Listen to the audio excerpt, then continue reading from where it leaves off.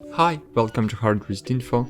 Now I'm going to show you how to change admin panel language in Brother DCP-T420W printer.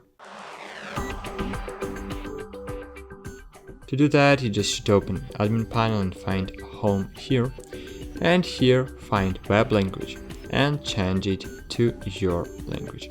For example, change it to Spanish, and as you can see all page in Spanish language right now. If you wanna change it to English back, so you just should choose English language from this list. And as you can see, there is no English here, so just update the page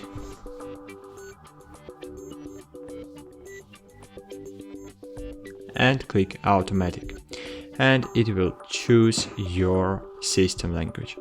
That's it. Thanks for watching. Like this video and bye. See you.